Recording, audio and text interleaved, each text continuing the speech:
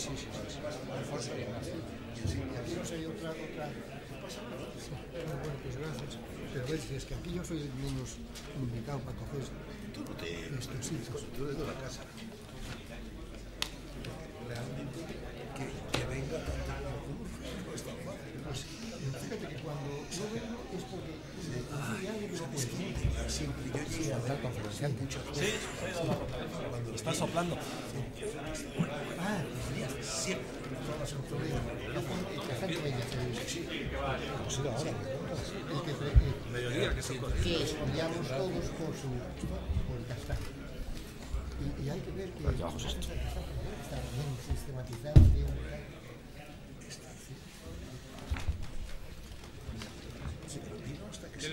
Sí, era. Además creo que era un hombre muy sencillo. Perdón. Gracias.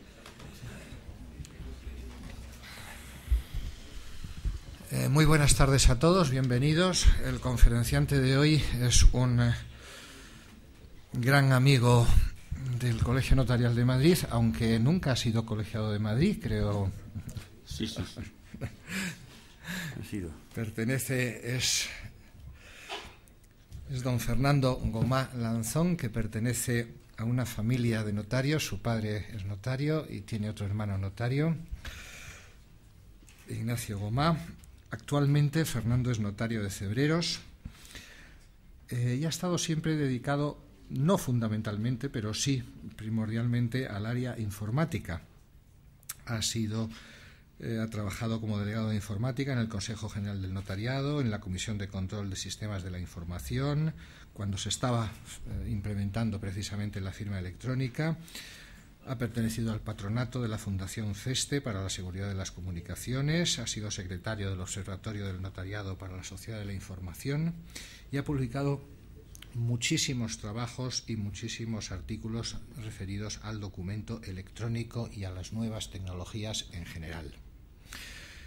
Publicados en la Revista Jurídica del Notariado, en el Notario del Siglo XXI, en la revista La Notaría del Colegio de Cataluña y en Escritura Pública.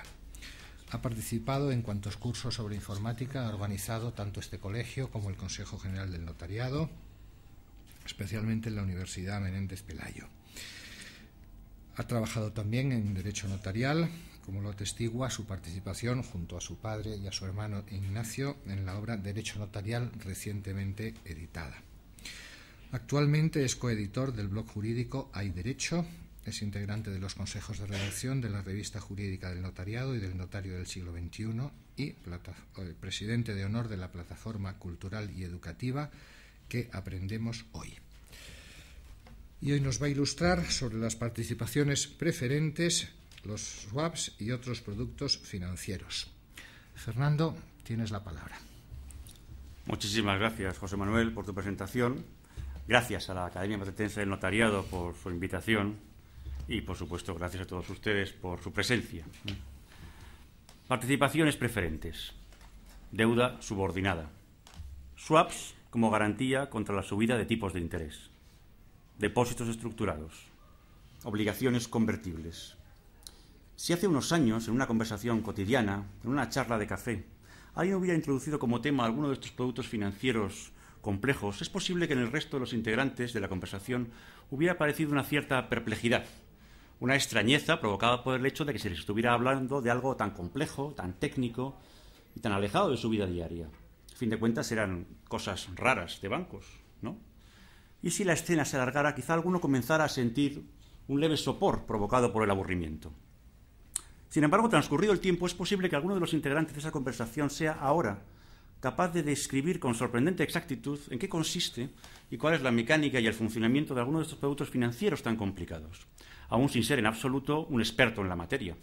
Y lo que antes le provocaba sopor, ahora quizá le produzca insomnio, acompañado de sentimientos poco gratificantes, como preocupación, ansiedad e incluso ira. Es evidente que algo muy peculiar ha estado aconteciendo en los últimos tiempos. Se han estado verificando una serie de extraños fenómenos que han provocado que muchas personas en España se interesen por complicados instrumentos de inversión y por abstrusas reglamentaciones nacionales y europeas, y que han alterado gravemente sus estados de ánimo. En esta tarde les invito a acompañarme en un viaje hacia el corazón de estos fenómenos extraños, para analizar sus causas y sus consecuencias y para dar alguna idea a fin de evitar que vuelvan a repetirse o que, si lo hacen, sea con menor virulencia. Voy a ocuparme de manera más intensa de las participaciones preferentes, aunque no exclusiva. Y no solamente por su evidente repercusión económica, social, judicial y mediática, no hay un día sin noticias sobre las preferentes, sino porque, en mi percepción, constituye un ejemplo muy bueno de algo muy malo, un determinado modo de comercializar productos financieros. Las llamadas acciones preferentes se comercializaron en España hasta el año 1998, por filiales de entidades financieras españolas domiciliadas en paraísos fiscales, básicamente en Islas Caimán y Delaware, y solamente para los mercados internacionales. A partir del 98, estas filiales pueden emitir ya en el mercado español, y además lo hacen con mucho éxito, hasta tal punto que el Banco de España empieza a alertar contra las excesivas alegrías en su comercialización por la frecuencia y extensión de las emisiones. Lo cierto es que el legislador tarda bastante en regular las preferentes. Lo hace en el 2002, en la Ley 44/2002 de reforma del sistema financiero, que cambia su nombre de acciones a participaciones preferentes porque las pueden emitir las cajas de ahorros, que evidentemente no son sociedades anónimas. Pero básicamente es una ley, la Ley 19/2003, la que, como es habitual, pues cambia otra ley, modifica, con la cual tiene una relación un tanto lejana. Y lo que hace es añadir una disposición adicional segunda a la Ley 1385 de coeficientes de inversión, recursos propios y obligaciones de información de intermediarios financieros. Bien, añade una disposición adicional segunda, que es la que desde entonces hasta ahora regula las preferentes, una extensa disposición que ha sido modificada a lo largo de estos años y que, por razones de claridad y dada la fecha de entrada en vigor, llamaré simplemente la Ley del 2003, aunque es una disposición de una ley del 85. Bien, esta norma del 2003, esta ley, no tiene por objeto regular todos los aspectos de las preferentes, sino que su principal razón es permitir la emisión por entidades españolas de preferentes para el mercado español. Por tanto, se regulan materias administrativas, fiscales, contables, de control de solvencia, pero no se ocupan de aspectos sustantivos como de naturaleza jurídica o de protección al consumidor. De lo que se trata es de dotar de estabilidad al mercado financiero por medio de un mecanismo de capitalización. La ley del 2003 permitía inicialmente que se emitieran preferentes por bancos y cajas y luego se amplió a lo largo de los años a sociedades cotizado. Bueno, la ley no dice qué son las preferentes. ¿Qué son las preferentes?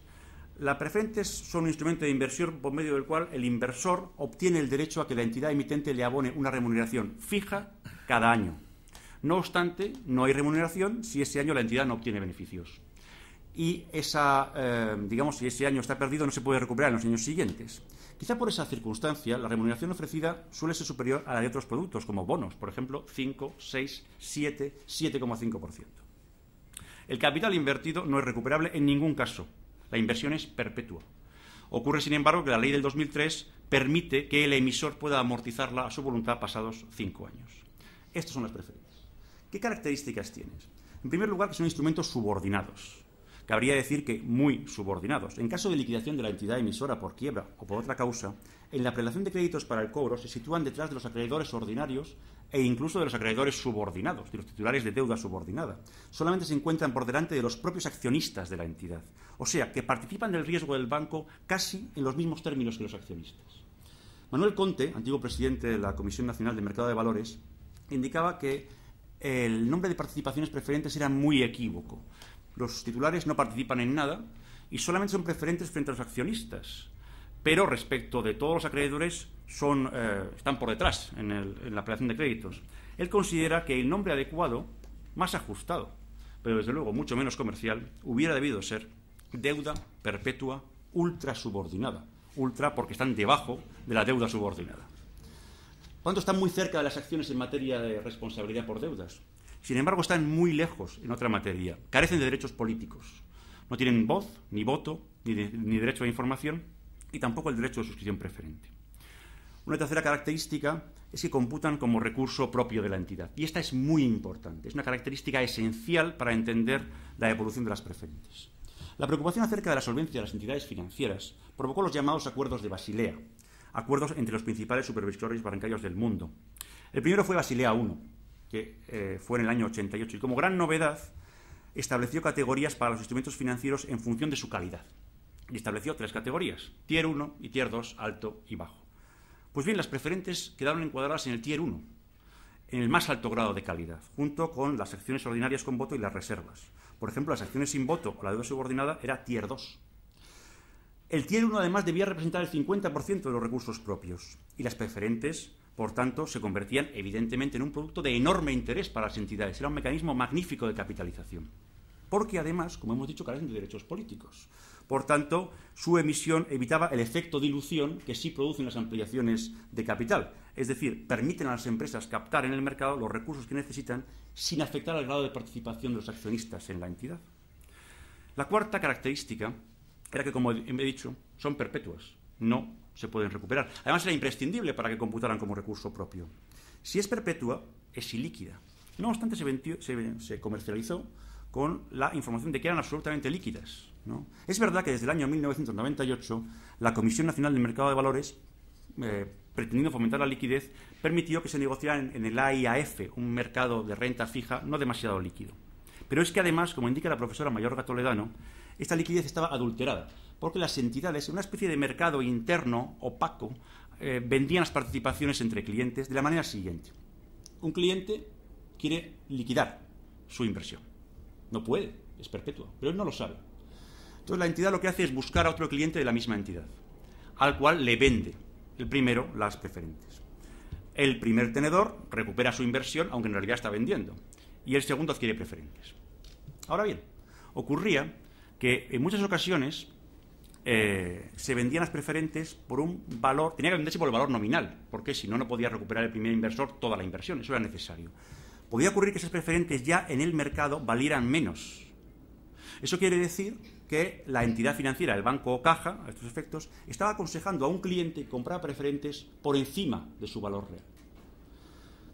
Venta que, por otra parte, no dejaba de ser una patada a seguir, puesto que cuando el AIAF, el mercado de renta fija, se cierra y cuando este mercadillo opaco se queda sin compradores, el preferentista que quiere vender, porque cree que es líquido, no puede hacerlo y se da cuenta que está atrapado en un producto perpetuo. Con todo lo dicho, podemos concluir en principio que es un producto que puede resultar interesante, que duda cabe para cierto tipo de inversor minoritario, sin duda, pero tiene caracteres que lo harían bastante poco adecuado para ser un éxito masivo de ventas, un producto estrella. En primer lugar, porque son complicados de entender. Y es que en realidad son un instrumento financiero híbrido. Tienen rasgos de instrumento de capital o de financiación por recursos propios. Por ejemplo, contablemente computan como recursos propios, como hemos dicho, dejan de dar intereses cuando entran en pérdidas y sus titulares carecen propiamente de un derecho de crédito contra la entidad. Pero además también tienen rasgo de recurso ajeno, de deuda. El interés que se percibe es fijo, sus titulares carecen de derechos políticos y, en tercer lugar, de hecho, la ley del 2003, aunque incidentalmente, los califica de instrumentos de deuda. Todo lo que es complicado de explicar es complicado de vender. Es mucho más complicado de vender que algo que se explica en una sola frase. Esa es la primera dificultad. La segunda es que, como hemos dicho, es un producto perpetuo. Un producto del que no hay salida, qué duda cabe que no es apto para todos los paladares financieros. Está reservado para inversores que tienen muy claras las cosas. Y, sin embargo, hubo mucha gente que invirtió todos sus ahorros perdiéndolos para siempre. Resulta difícil creer que lo hicieran con plena conciencia. La tercera, digamos, causa que en principio las haría inaptas para una venta masiva es el hecho de responder prácticamente al mismo nivel que el accionista de las deudas sociales. Eso hasta el año 2007 podría ser poco interesante, pero a partir de ese momento no. Ese año cae Bear Stearns, el quinto banco de inversión de Estados Unidos, y en el año 2008 cae un too big to fail, un demasiado grande para caer como Lehman Brothers. A partir de ese día, 15 de septiembre del 2008, el peligro, o al menos la posibilidad de que el banco o caja que estaba comercializando preferentes quebrara, había dejado de ser teórico o muy lejano. Era un factor relevante, como hemos visto después por los bancos y cajas que han quebrado. Por lo tanto, resulta de nuevo extremadamente improbable que personas conscientes de este dato pusieran todos sus ahorros en un producto financiero que les ponía en primera línea de fuego en materia de responsabilidad. Y la cuarta razón por la cual las preferentes eran un producto de difícil venta es que hay normas específicas de protección al consumidor. Hasta el año 2007 se regían por el Real Decreto 629/93, que ya era estricto. Establecía un Código General de Conducta de obligado cumplimiento con principios de imparcialidad, buena fe, cuidado, diligencia debiendo dar una información clara, correcta, precisa, suficiente, haciendo hincapié en los riesgos, especialmente en los riesgos de los productos de alto riesgo, etc. En el 2007 no es que estas obligaciones perdieran vigencia, sino que se reforzaron porque ese año se transpone una directiva muy conocida por sus siglas en inglés, la MiFID, Marketing Financial Instruments Directive, que refuerza todavía más los deberes de protección y que, como gran novedad, clasifica a los clientes en profesionales y minoristas. Para los minoristas, obligaba a la entidad a hacer un verdadero esfuerzo de indagación, de manera que no tenía que averiguar no lo que el cliente decía que quería, ni siquiera lo que el cliente quería, sino lo que el cliente verdaderamente le convenía o necesitaba, ¿no? Para eso debía hacer una serie de procesos entre los cuales había una evaluación a través de unos test de conveniencia e idoneidad que debían hacerse para sacar realmente la conveniencia. Consecuencia de todo ello, y esto es muy resumido, es el deber de no ofrecer al cliente productos que no se adecúen al perfil que se debía haber realizado anteriormente. Y segunda consecuencia es que evidentemente había que evitar cualquier tipo de conflicto de intereses con el cliente. ¿Cómo se comercializaban los preferentes? Pues fue un bestseller financiero en realidad, a pesar de lo dicho. En la etapa 2003-2006 se vendieron preferentes por un valor de 15.000 millones de euros y un porcentaje muy significativo, más del 80%, entre clientes minoristas. Tras el estallido de la crisis en 2007 divergen dos vectores, dos fuerzas. Una, la del interés del cliente minorista, para el que el producto será cada vez menos conveniente por el riesgo real de quiebra de las entidades. Y otro, las necesidades imperiosas y dramáticas de capitalización de los bancos y cajas, para los cuales las preferentes eran el producto perfecto. Venció el segundo vector. En el año 2009, en medio de la crisis, se emitieron preferentes por más euros que en todo el periodo 2003-2006, 16.000 millones de euros. Quiero resaltar aquí la emisión por parte de Bankia, que en julio de 2009, poco tiempo antes de quebrar, colocó nada menos que 3.000 millones de euros en preferentes a particulares. Se estima que en los años más duros de la crisis llegó a 30.000 millones de euros la cifra y casi 1 millón de adquirentes en España. Estas cifras, 1 millón de inversores, 30.000 millones de euros, 80% entre minoristas, son, a mi juicio, completamente inexplicables para un producto complejo y que tiene caracteres poco comerciales si asumiéramos que se ha aplicado mínimamente la normativa de protección al consumidor. Yo creo que la explicación, desgraciadamente, hay que hallarla en otro lugar. Hay que hallarla en que los bancos y cajas incumplieron de manera sistemática toda la normativa general y la especial de protección al minorista y colocaron de forma masiva un producto que les era extremadamente interesante para ellos mismos, quizá esencial, no lo niego, pero inadecuado para muchos y muchas veces tóxico. Como indica el catedrático de Derecho Mercantil Alonso Espinosa, una parte muy importante del total del nominal captado procedió de depósitos a la vista o a la plazo, lo que suponía que sus titulares pasaran de ser de acreedores de la entidad financiera a compartir con ella su riesgo patrimonial, en un caso que la profesora Mayorga considera de evidente conflicto de intereses. Quiero aclarar que esto no significa que no se vendieran preferentes a personas perfectamente conscientes de lo que eran, sabiendo cuál era el riesgo y, por tanto, que era un producto asumible para ellos. Ya he dicho que era un producto minoritario, aunque quizá a partir del 2007 es algo más discutible, puesto que las cuentas de ciertas entidades no se conocieron realmente hasta mucho después. En todo caso, se puede observar una mala praxis generalizada. Eso es así. Las entidades colocaron preferentes, producto complejo incluso para una persona formada, a todo el que pudieron, incluidos analfabetos, menores de edad, discapacitados, ancianos sin estudio, con Alzheimer, con Parkinson, etc. Se invirtió muchas veces todos los ahorros de muchas personas, indemnizaciones como personas del 11M, respecto de las cuales los perjudicados pidieron un producto seguro y recuperable de inmediato. De los hechos probados de sentencias resulta que se informó a los clientes que era un plazo fijo o un depósito remunerado. Se les decía que podrían disponer de su dinero en cualquier momento con liquidez inmediata. No se hicieron los test de conveniencia e idoneidad, o se les decía que era una encuesta, o que eran 5 preguntas tipo test. En muchas ocasiones se les atribuye un conocimiento medio alto sobre productos financieros de manera muy inadecuada. Las entidades los comercializaron a través de su extensísima red de sucursales. Quiero destacar una sentencia muy inicial, porque es del año 2004 y la ley es del 2003, en la primera emisión de preferentes de Caja Madrid, que realmente indica cuál fue el modus operandi probablemente de muchas entidades en los siguientes 6 o 7 años.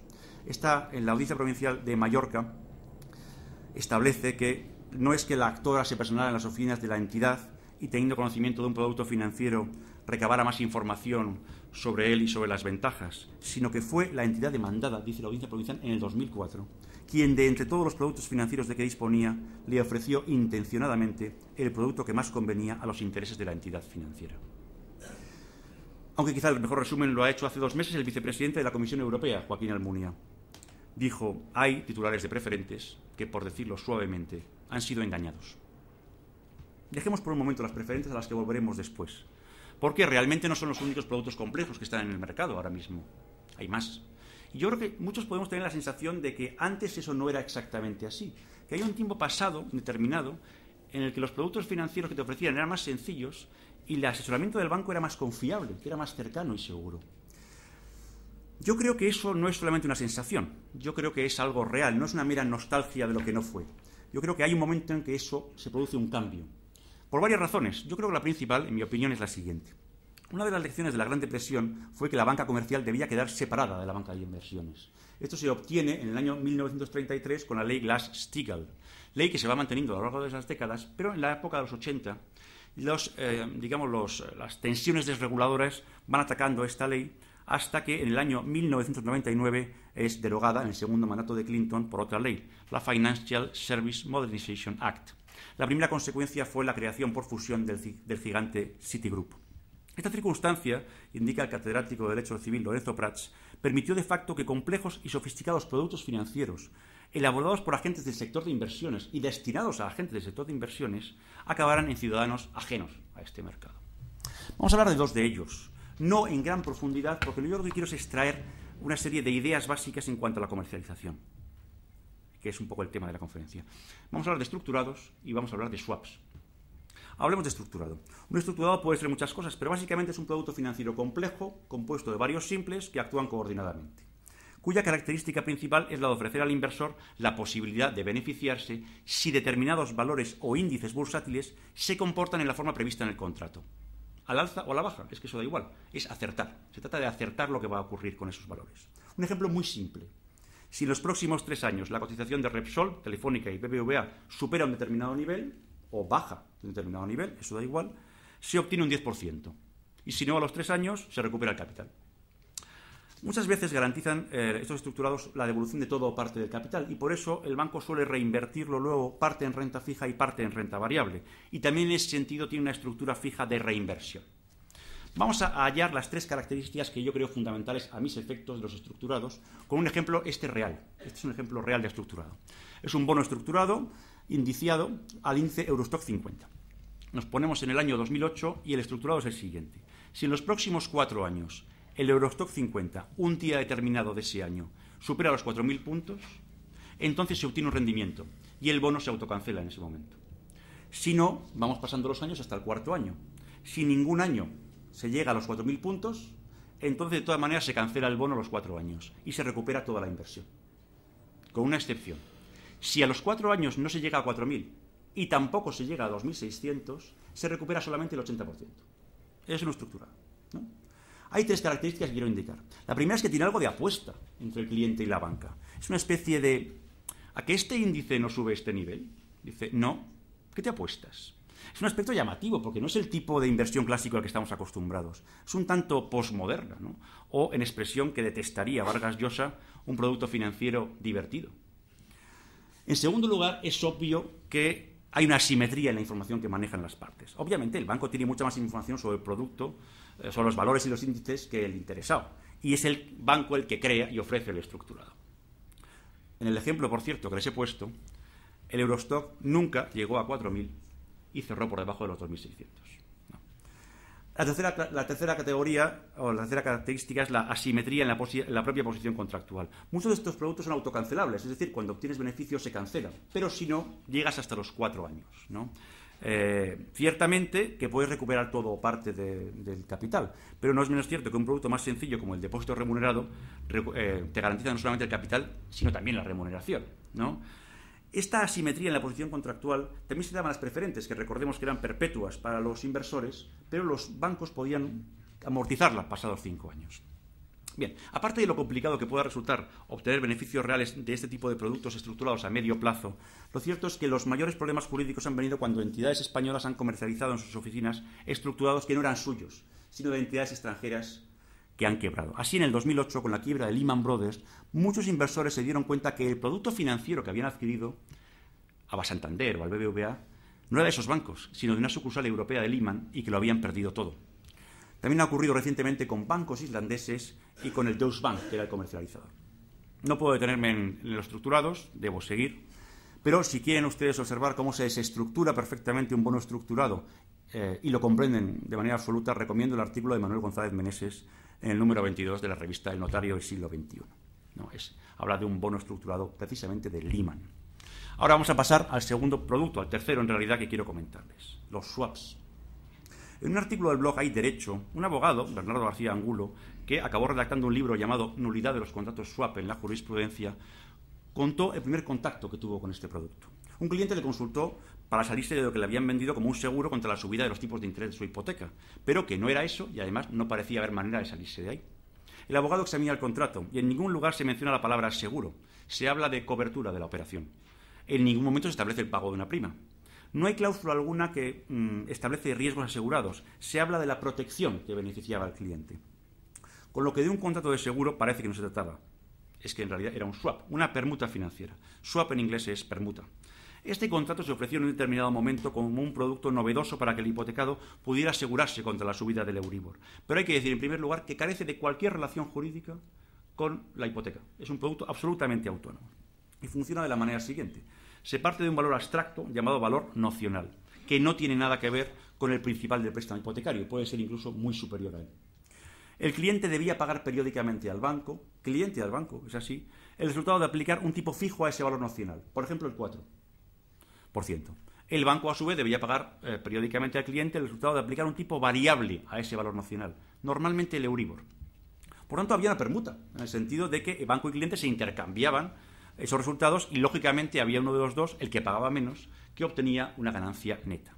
Y esta es la única relación del swap con la hipoteca, que como la parte del banco estaba referenciada al Euribor, evidentemente si el Euribor subía, entonces el banco pagaba más al cliente y el cliente al banco y éste obtenía una ganancia. Pero no tenía nada que ver con la hipoteca realmente, ¿no? ¿Cómo se comercializó? Se comercializan en una época muy concreta, finales del 2006, mediados del 2008. En esa época el Euribor estaba subiendo de una manera tremenda hasta que llega al 5,2, ¿no? En estos momentos, en los cálculos que se hicieron de la ganancia neta, era no por demasiado, era del cliente. Y se comercializó por una generalidad de bancos y cajas, y no solamente en España. Pero en los últimos meses del 2008, el Euribor inicia una caída enorme, tremenda, que hace que ahora estemos al 0,5, desde el 5,2. Esto ha significado, obviamente, que en todos los casos llega un momento en que el swap es favorable al banco, en todos los firmados en aquella época. Un ejemplo real. Un swap en el cual el primer trimestre del año 2008 le sale a recibir al cliente 280 euros. A finales del 2008 cae el Euribor. Y el primer trimestre del 2009 debe pagar 5.000 el cliente. Y en el segundo, 6.000. Nuevamente podemos ver aquí las tres características que indicaba respecto a los estructurados. Una muy grave asimetría en la información. El cliente no sabía cuál iba a ser la evolución futura del Euribor. Pero esa evolución no era un completo misterio y las entidades conocían que iba a haber una caída profunda. Esta idea se afirma en bastantes sentencias de primera instancia y de las audiencias. Pero realmente no hacía falta que se afirmara. El jefe de estudios del BBVA, en octubre del 2007, cuando el Euribor estaba al 4,9 y subiendo, y llegó hasta el 5,2, predijo que al final del 2008 estaría por debajo del 4. Por lo tanto, lo sabían y lo tenían calculado. De hecho, efectivamente, acabó por debajo del 4, el 3,5. Por lo tanto, hay una grave asimetría en la información. En segundo lugar, también otra grave asimetría en la posición contractual. El cliente podía cancelar el producto con lo que se llamaban ventanas de cancelación, pero con un coste que decía vendrá determinado por las condiciones de mercado en el momento de la cancelación, sin saber ni qué mercado ni qué condiciones son. En tercer lugar, un aspecto también lúdico y de apuesta, ¿no? Que aparece con mucha intensidad, pero respecto de un cliente, el hipotecado, que en absoluto quiere jugar ni apostar contra el banco. Lo que quiere es que si el Euribor sube pague menos, pero desde luego en absoluto se le pasa por la cabeza que si el Euribor baja tenga que pagar mucho más de lo que el banco le pagaría a él. Apuesta a veces además obligada, porque no son nada infrecuentes los casos en los que personas que han pedido un aumento de hipoteca o una innovación de plazo o de tipo de interés se les ha obligado a firmar un swap si querían que les concedieran ese cambio. Los swaps tienen ya un copiosísimo listado de sentencias judiciales, tanto en primera instancia como en audiencia, que en su mayor parte los anulan por vicio de consentimiento. Es verdaderamente tremendo la cifra de porcentaje de sentencias que lo anulan, el 85%. Que un producto se comercialice y que el 85% de las sentencias lo anulen es realmente, a mí me parece tremendo. En los casos que no lo anulan es básicamente porque se considera que el error de consentimiento no es esencial o inexcusable, o porque se trataba de un firmante, o que el firmante era un profesional o experto a que teóricamente le era exigible una mayor diligencia. Considero por mi parte que la comercialización de los swaps debe ser muy severamente calificada. En la percepción de varios jueces sentenciadores, y en la mía, los swaps aparentemente se vendían para proteger al cliente frente a subidas del Euribor que se estaban produciendo. Pero en realidad es un producto vendido en momentos de máximos del Euribor y creado ex profeso para proteger a la propia entidad de unas bajadas que sabían que se iba a producir a corto plazo. Si la causa real del contrato, aunque desconocida por el cliente, es esa, protegerse el banco a costa del dinero de su cliente, entiendo que aparte de oponerse frontalmente a casi todas las normas de protección al consumidor, buena fe, asesoramiento, contraposición de intereses, estos swaps son realmente un contrato con causa ilícita, en tanto cuanto que contraria a las leyes o la moral del artículo 1275 del Código Civil, y no deberían producir efecto alguno, incluso respecto de los profesionales y expertos, porque ellos conocían la parte visible del swap, desconocían su causa real y también desconocían la evolución del Euribor. Un ordenamiento tan poco sospechoso de causalizar las relaciones jurídicas como es el alemán, país en el que es dudoso achacar de infantilismo financiero a sus habitantes, no ha sido óbice para que el Tribunal Supremo haya anulado los swaps, basándose en que son contratos aleatorios en los que todo el riesgo lo asume el cliente, el cual carece de posibilidad alguna de ganar. Dejo aquí los swaps y vuelvo a las preferentes para narrar su defunción. Las preferentes son productos financieros muertos, marcados. Y no solamente porque son invendibles. Yo creo que no hay nadie ahora que compre preferentes, como es evidente, sino, sobre todo, porque hay un tercer acuerdo de Basilea llamado Basilea III del año 2010. Este acuerdo estableció que a partir del 1 de enero de 2013 las preferentes dejaban de computar como recurso propio. Ya no entraban en el Tier 1. Por tanto, habían dejado de tener interés para las entidades financieras. Y se están muriendo por tres causas: el canje, la nulidad judicial y por lo que yo he llamado militarización de algunas preferentes. El canje significa que entidades como el Santander, el BBVA o CaixaBank ofrecen cambiar este producto por otros. Acciones, bonos, obligaciones, ya depende del titular de preferentes, que es un producto válido y sigue dando intereses, que quiera cambiar o dejarlo como está. Depende de ellos.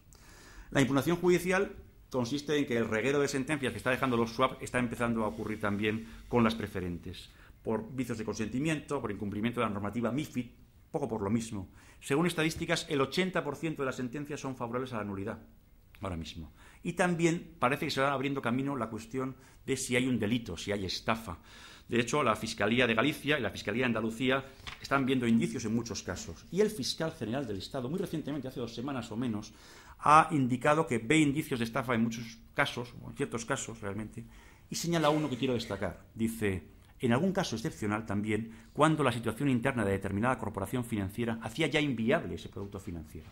Es decir, traduzco lo que yo entiendo que ha querido señalar, que hubo entidades que, conociendo su precaria situación económica, vendieron un producto ultrasubordinado, poniendo en grave riesgo a sus adquirentes, lo que puede constituir un comportamiento delictivo.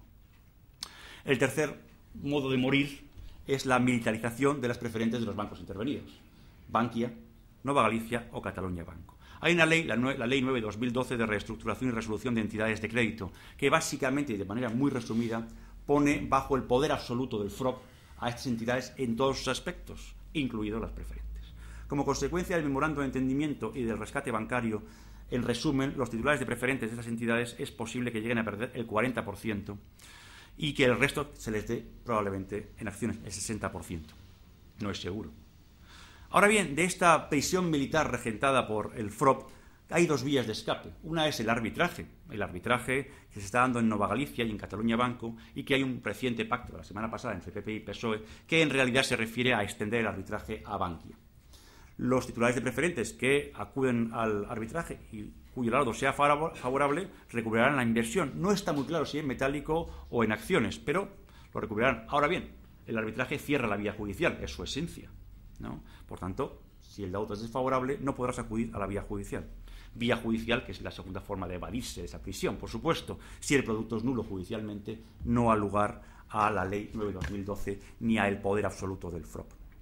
Bien, esa Ley 9/2012 también establece una serie de medidas para evitar que en el futuro se pueda producir otra vez lo que la misma ley reconoce que han sido prácticas irregulares, dice, de comercialización, que yo creo que además van en la buena dirección. En primer lugar, se dice que no se podrán adquirir preferentes o instrumentos de deuda convertibles por un valor inferior a 25.000 euros si son bancos, o a 100.000 si no son bancos, sino sociedades cotizadas.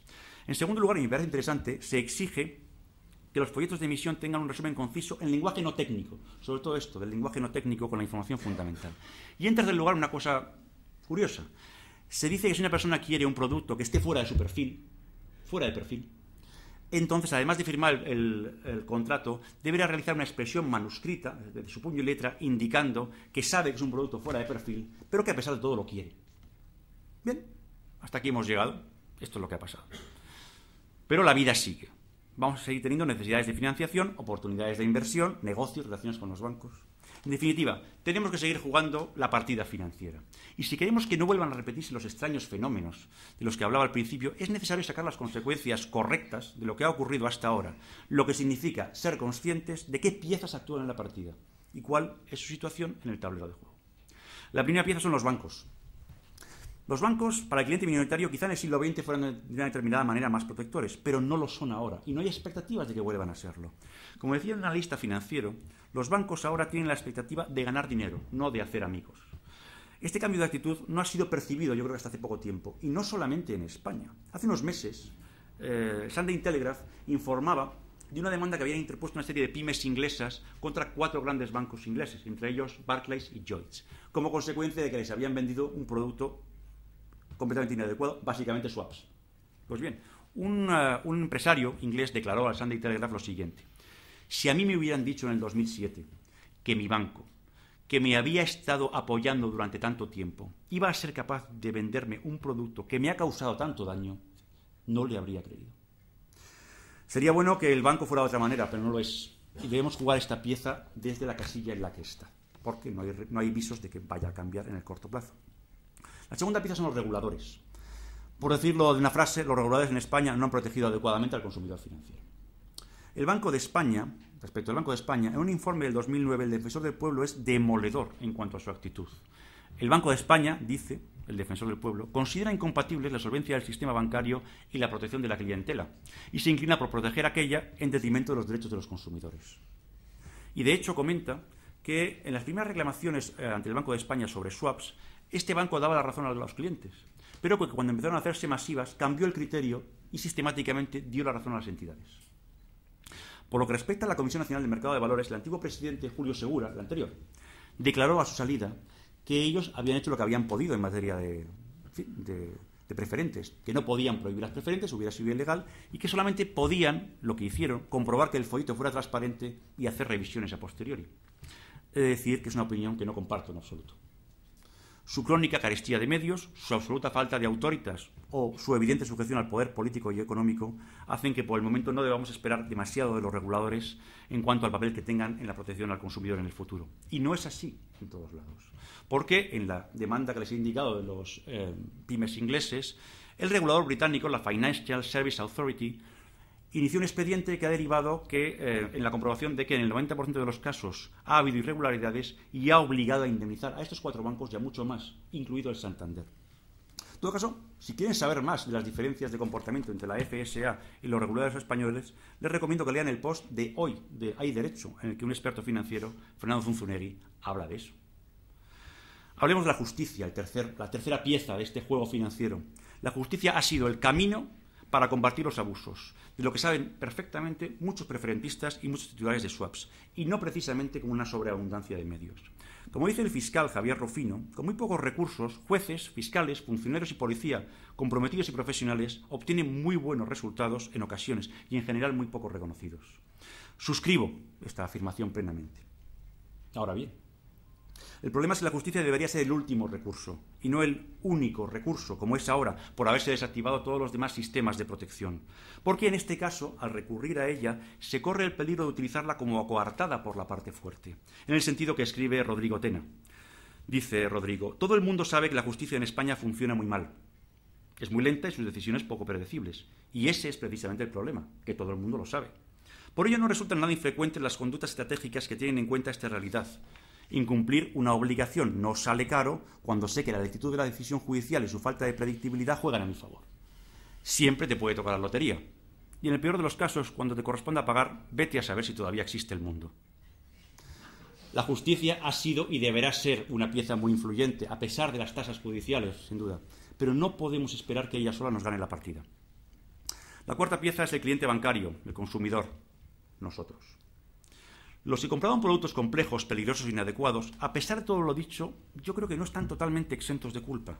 Hasta ahora hemos hablado sobre todo de la actitud de los bancos. Ya ha habido abusos, engaños, manipulaciones, desinformación, delitos, quizá. Pero al final, si se vendieron fue porque se compraron. Se firmaron los contratos, se aceptó el producto. No estoy equiparando responsabilidades, pero lo cierto es que el cliente, además de derecho a ser informado, a que le hicieran el test de idoneidad, a que investigaran sus necesidades, sus conveniencias, le debía ser exigible una cierta diligencia en el manejo de sus propios asuntos. Todos, o casi todos, tuvieron en sus manos el arma definitiva para protegerse, el botón de parada de emergencia, la posibilidad de decir no. De no contratar porque no lo entendía o no le convenía, porque era su dinero, porque quería informarse. Y dijo sí, porque confiaba en lo que su banco le decía. En esa delegación hay una cierta responsabilidad. Busca tu confianza donde la dejaste, reza un antiguo aforismo germánico.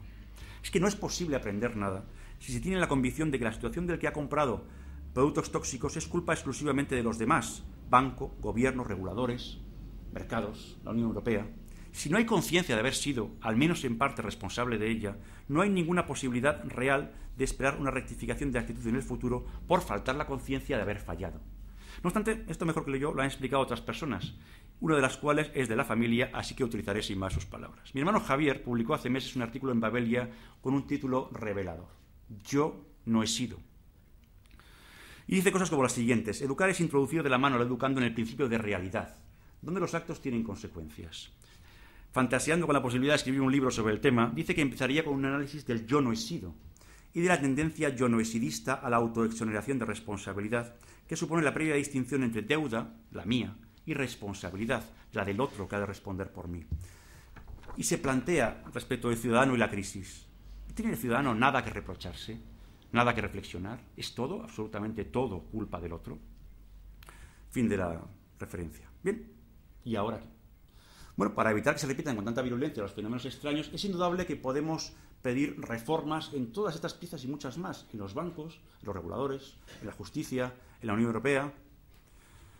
Podemos hacer movimientos, pero mi convicción es que la única pieza que por sí sola puede hacer ganar esta partida financiera al cliente, la reina del ajedrez, es además la única también que podemos mover por nosotros mismos, nuestra propia actitud como clientes, con nuestro comportamiento.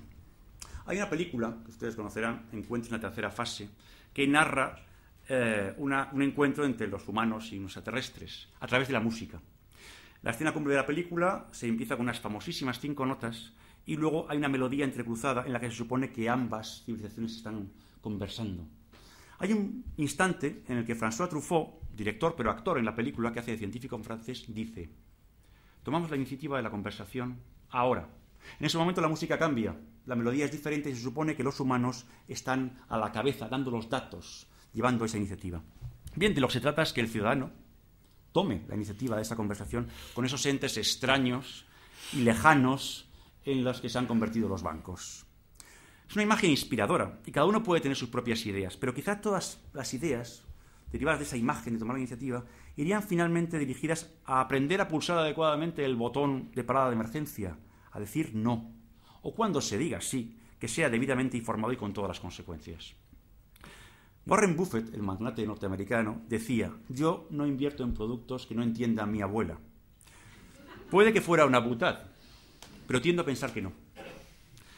En ya los últimos minutos de mi conferencia me voy a dedicar a hacer algunas propuestas que faciliten e impulsen ese cambio de actitud, esa toma de la iniciativa por parte del cliente. 4 propuestas. La primera es referente a la formación. Simplemente apuntar que no tiene sentido, a mi juicio, que en primero o segundo de bachiller no existe una asignatura que se llame algo así como Derecho Práctico para la Vida Diaria. Desde luego es muy importante saber quién fue Felipe II, cómo se calcula el área de un triángulo o qué es la tabla periódica. Pero a partir de una cierta edad, yo creo que es tan importante como eso saber qué es la TAE, qué es una hipoteca, qué son los intereses moratorios, qué es un préstamo, qué es un aval, qué es una compraventa. Y ya puestos que cómo funciona la propiedad horizontal, qué es un testamento y qué es una sociedad limitada. Yo creo que eso realmente, esta formación, aportaría mucho a ese tomar la iniciativa en la conversación. Y además los notarios podríamos dotar de contenido esa asignatura o colaborar a ello. La segunda propuesta se refiere a documentación. Las preferentes y swaps no se documentaron notarialmente, sino en documentos privados firmados entre las partes. Si se hubiera hecho notarialmente, con suficiente seguridad el escenario actual sería completamente distinto. El control de legalidad, el juicio de capacidad, que hubiera excluido personas con Alzheimer, discapacitados, etc. El consentimiento informado más real hubiera actuado como un filtro muy poderoso que hubiera impedido esa comercialización masiva. Hay un aspecto que no se suele tener en cuenta y es el efecto inhibitorio que tiene la intervención notarial, puesto que hay documentos que ni siquiera se llegan a presentar al notario porque se sabe que no se van a admitir, cosa que no ocurre con los documentos privados. Los notarios no somos perfectos. Siempre hay problemas que corregir, siempre hay cuestiones que no hacemos bien, siempre hay que mejorar. Pero en el binomio entidad financiera-consumidor es obvio a quién beneficia enormemente la intervención notarial, la cual tiene un coste incomparablemente inferior al de su ausencia y es únicamente económico. Cuando su ausencia, en muchas ocasiones, el coste, como saben muchos, es mucho mayor desde el punto de vista económico, con los costes judiciales, y además han debido asumir unos enormes costes de sufrimiento personal. De lo ocurrido en los últimos años deberíamos haber aprendido la importancia de las instituciones independientes realmente eficaces que actúan en el tráfico protegiendo a la parte más débil, a fin de conseguir que la justicia sea realmente un último recurso y no el único, y de evitar que la autonomía de la voluntad se convierta en ese campo de lucha libre del que hace ya muchas décadas advertía don Federico de Castro. En la regulación de la Ley 9 de 2012 recordarán que hay cuando una persona quiere contratar a partir de ahora un producto que esté fuera de perfil, tiene que realizar esta expresión manuscrita, decir que lo quiere, ¿no? Y escribirlo. Ese precepto resulta, con todos los respetos, un poco chusco a veces, porque literalmente excluye a personas que no puedan escribir, a personas que sean paralíticas directamente. Se ve que no está bien regulado. ¿No sería más lógico que este producto, cuando fuera fuera de perfil, el legislador hubiera dicho que fuera necesaria u obligatoria su intervención notarial? Indudablemente beneficiaría desde luego al consumidor, pero que también al banco, que probablemente se va a ahorrar un buen número de pleitos. La tercera propuesta, la penúltima, es una reflexión de un notario preocupado y quiero que la tomen así. Estamos inmersos en una crisis profunda, pero no solamente económica, sino social, política y ética. Y quizá nos encontremos en lo que los autores políticos de moda, Acemoglu y Robinson, autores del libro ¿Por qué fracasan las naciones?, llaman una coyuntura crítica, un momento apto históricamente para que cambien muchas cosas, pero no de manera necesaria. Puede ocurrir que no lo hagan o que si lo hacen sea en la dirección incorrecta. En estos momentos no es extraño que muchas personas sientan la necesidad, más allá de la crítica a lo que se haya hecho mal y la denuncia de situaciones injustas, de plantearse en qué pueden ser de ayuda para superar este momento crítico, esta circunstancia excepcional. La respuesta debe ser individual, cada uno ha de darla. Ahora bien, estimo que hay profesiones que por sus especiales características tienen capacidad para actuar en un proceso reformista. Pueden y quizá deben formularse la misma pregunta. ¿Qué puedo hacer como profesión en esta situación excepcional, más allá de mi labor ordinaria? Yo estimo que el notariado está dentro de estas profesiones, como jueces, fiscales, abogados, personas en la universidad. En cuanto a los notarios en concreto, la respuesta a esta pregunta sería primariamente otra pregunta. ¿Qué hacemos bien los notarios? O, más modestamente, ¿en qué somos especialistas? Pues bien, yo creo que una de las cosas en que somos especialistas es en analizar y explicar conceptos complejos, casi ininteligibles a veces, de manera sencilla y comprensible para personas no expertas, sin que lo explicado quede deformado por ese proceso de simplificación. Hay un artículo, que es el 193 del reglamento, que establece cuándo se entiende que el notario ha leído una escritura. Y dice que se entiende que la lectura es íntegra cuando ha comunicado el contenido del instrumento con la extensión necesaria para el cabal conocimiento de su alcance y efectos, atendida a las circunstancias de los comparecientes. No cuando lo ha leído, cuando ha extraído la sustancia y la ha transmitido a los otorgantes de acuerdo con su nivel de conocimientos. Por su parte, uno de mis artículos favoritos del reglamento, el 148, habla de la redacción de los instrumentos públicos. Dice que deberán redactarse empleando en ellos estilo claro, puro, preciso, sin frases ni término alguno oscuros ni ambiguos, y observando, de acuerdo con la ley, como reglas imprescindibles, la verdad en el concepto, la propiedad en el lenguaje y la severidad en la forma. Bella y clásica redacción de un precepto que cumple él mismo con lo que exige para los instrumentos públicos. Bueno, quizá el notario sea la única profesión en España a la que su estatuto legal le exige precisión, claridad y verdad, tanto cuando habla como cuando escribe. Esta especialización en estos tiempos podría ser útil no solamente en el propio ámbito de la documentación notarial, sino más allá de él. Con los medios de comunicación actuales, redes sociales, WhatsApp, Internet, no es que haya pocas voces, es que hay muchísimas. Hay un estruendo en el que es difícil distinguir la información de la propaganda, la realidad de la mentira o de la media mentira, el análisis sereno del desahogo emocional. La sociedad actual tiene en estos momentos una verdadera necesidad de fuentes fiables, serenas, profesionales, que sean capaces de explicar con términos comprensibles cuestiones complejas que o se le ocultan o se le explican muy deficientemente. Esta necesidad en el ámbito financiero, que es el objeto de mi intervención hoy, es muy acusada, y el notario es especialista en esta actividad. Cabe plantearse, por tanto, si en este periodo de tensiones extraordinarias para la sociedad en general y en especial para muchos que adquirieron productos financieros o han sido incluso ejecutados por sus hipotecas, los notarios no deberíamos acudir con lo que sabemos hacer bien, allá donde se necesite, donde seamos útiles, sea donde sea. Propongo, pues, reflexionar sobre la posibilidad de una acción destinada a aplicar esta capacidad de ofrecer claridad y precisión, tan demandada socialmente, más allá del ámbito natural y propio, que es el documento notarial, para emplearla en documentos y situaciones fuera de ese ámbito. Por ejemplo, para hacer comprensibles para el gran público los nuevos productos financieros o cualesquiera contratos bancarios que lo necesiten. Las preferentes y los swaps pueden explicarse en términos simples, comprensibles para todos, como creo haberlo hecho hoy, o al menos intentado. Si se hubieran explicado así desde el principio para generar conocimiento, ¿tendríamos ahora los mismos problemas? Yo creo que no. La pregunta de qué podemos hacer como profesión para ayudar en esta coyuntura crítica, cómo podemos colaborar, se respondería ofreciendo claridad y precisión allí donde la sociedad tiene necesidad de ella.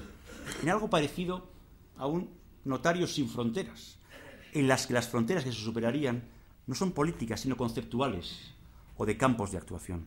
Una acción que podría resolverse en una especie de fundación para la claridad jurídica y financiera, que hasta podría adoptar precisamente esta forma legal y en la que desde luego podría contarse con otros profesionales como expertos financieros o sobre consumo, abogados, jueces, fiscales, catedráticos, profesores, etc., pero cuya dirección habría de ser notarial, dado que el fin fundacional, digamos, de esta acción sería ofrecer claridad, precisión, inteligibilidad y verdad allí donde sea necesario, y es el notario el especialista en esta materia.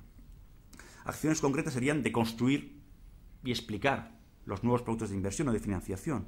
Incluso se podría actuar como una especie de agencia de calificación de los productos financieros, dándoles notas. Los reguladores deben hacerlo y los bancos distinguir entre unos productos y otros. El defensor del pueblo ha hablado de crear una especie de semáforo financiero, pero nada impide que esa actividad también se realice privadamente. O unas propuestas para mejor información, para informar mejor, pero no con más, sino muchas veces con menos información. No tiene sentido que una póliza de préstamo personal de 3.000 euros se extienda en 15 folios. El exceso de datos acaba produciendo lo que se llama intoxicación informativa. Se trata de simplificar, de dar información real. Bien, esta propuesta es un ejemplo depurado de la idea de que el ciudadano tome la iniciativa en la conversación, porque es una proposición que va desde la sociedad civil hasta la sociedad civil, sin esperar a que los poderes públicos actúen o que los demás cumplan sus obligaciones. Y voy a hacerles una última proposición. Qué duda cabe que para que el cliente bancario tenga una verdadera protección mucho más eficaz que la MiFID, la supervisión de los reguladores o la justicia, es que simplemente se niegue a contratar aquellos productos que no comprende o no le convienen. Pero hay algo todavía más eficaz, que ni siquiera le puedan ofrecer esos productos y no tenga que plantearse decir sí o no. Es decir, que existiera un filtro previo creado por el propio consumidor que impidiera incluso esa oferta. Se trataría así de crear un registro o listado o archivo de autolimitación voluntaria del riesgo en la contratación financiera de carácter electrónico. En él cada consumidor podría definir por sí mismo su propio perfil inversor y autoexcluirse en bloque para todo el sistema financiero de contratar productos que sobrepasen ciertas líneas rojas que él mismo define por el expediente de elegir entre una serie de opciones parametrizadas. De este modo, cuando un cliente acuda a la entidad, ésta debería consultar ese registro y no sobrepasar los límites prefijados por el cliente. Por ejemplo, unos parámetros serían elegir si la inversión quiere que le ofrezcan inversiones perpetuas o no, o excluir productos que tengan la posibilidad de perder algo, o que el banco comercializador siempre se responsabilice de la inversión, aunque venda productos de otros, o que se pueda recuperar siempre la inversión porque sea siempre verdaderamente líquida, o excluir productos que sean realmente una apuesta que le podría costar el dinero, o simplemente establecer que su perfil inversor sea siempre el de inversor básico y que no puedan en ningún caso subirlo las entidades financieras. Son parámetros flexibles que pueden modificarse a voluntad. En definitiva, dado que los instrumentos financieros son productos muy complejos, se trataría de hacer con ellos una labor de deconstrucción, a la que ya ven que soy bastante aficionado, informando al cliente de lo que verdaderamente le interesa a él de cada producto y en un lenguaje que pueda entender. La MiFID exige al banco, desde 2007, que construya un perfil inversor del cliente, como sabemos, pero ello no impide que el propio cliente decida autoconstruirse ese perfil, con carácter vinculante, lo cual además es muy saludable porque supone, por un lado, un reequilibrio de las posiciones relativas de ambas partes contratantes y, por otro, una actitud activa del cliente bancario que no se limitaría a esperar que los demás le protejan, sino que es él el que asume parte de ese trabajo y, por tanto, de la responsabilidad.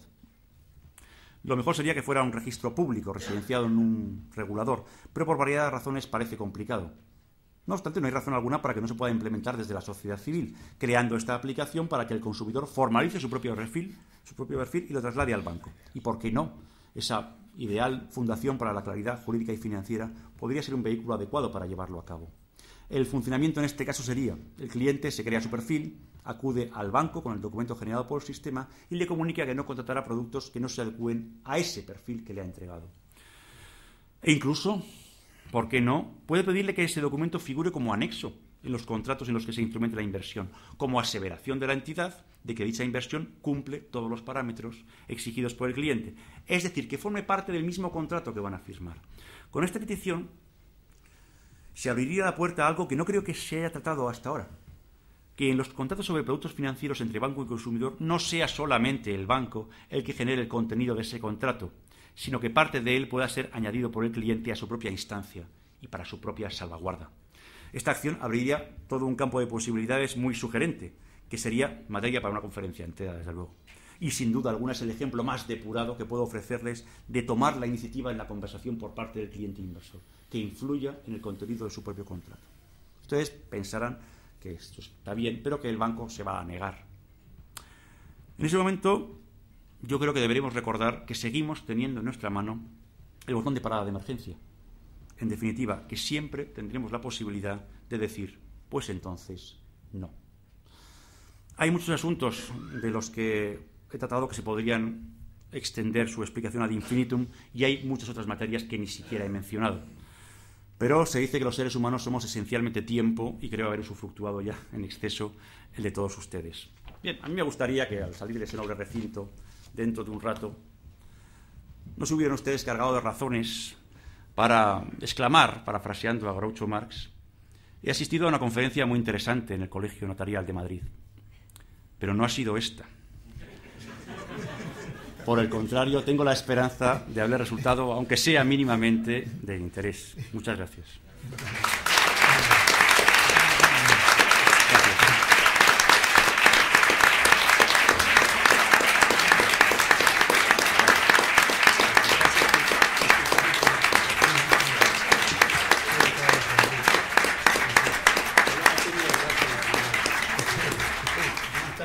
Muchísimas gracias, Fernando. Como te decía al entrar, esta ha sido tu primera conferencia en esta casa, pero no va a ser la última. Bueno, muchas gracias. Se levanta la sesión.